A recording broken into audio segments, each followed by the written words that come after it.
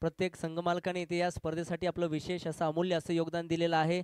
एक चांगली टीम बांधणी असेल, त्यामध्ये जर आपण पाहिलं तर प्रत्येक संघ मालकाला इथे जिंकण्यासाठी तिथे खरं तर त्यांनी संघ आपला नोंदवलेला आहे. पण त्यामध्ये जर आपण पाहिलं भारत शेटनी खरं तर घोषणा केली की गोव्याची ट्रिप आहे.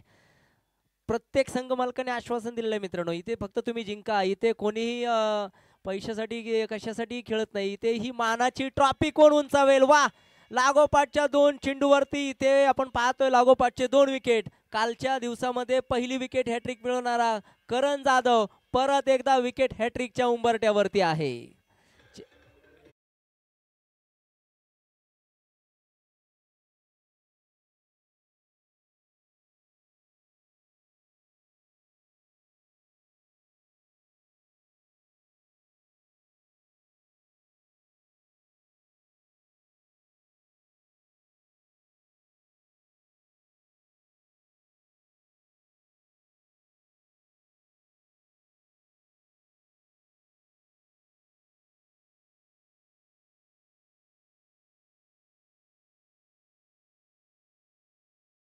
होता आज देखील हॅट्रिक चेंडू आहे.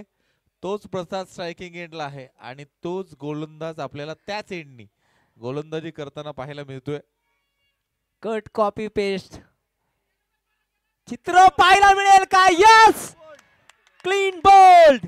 वा भाई वा, काय दर्जा आहे, काय क्वालिटी आहे. गोलंदाजी अव्वल दर्जाची मैदानाच्या आतमध्ये. टाळ्या झाल्या पाहिजेत. उपस्थित प्रेक्षकांना विनंती आहे, स्पर्धेतील दुसरी विकेट हॅट्रिक नोंदवणारा खेळाडू करण जाधव याच्यासाठी. वा सर, समालोचक सुद्धा एखाद्या टीमचा 12वा खेळाडू नाही तर 11वा खेळाडू असू शकतो, तो मैदानाच्या बाहेरून. आणि ते तुम्ही इथे कामगिरी केलेली आहे. या मॅचचे मॅन ऑफ द मॅच मला वाटतं तुम्हीच असणार आहात. कारण इथे खरंच कमालीची लाजवाब गोलंदाजी. तर पहा, आपल्या कर्तृत्वाचा ठसा इथे मात्र उमटवलेला आहे. 2 विकेट हॅट्रिक एकाच स्पर्धेमध्ये नोंदवण्याचा विक्रम करण जाधवच्या नावावरती होत असताना शेवटचे 3 चेंडू आणि 31 सामना औपचारिक स्थितीकडे जात असताना एका मोठ्या विजयाकडे. हो हो, इथे काय तर हा 4था विकेट. 4 चेंडू आणि 4 विकेट.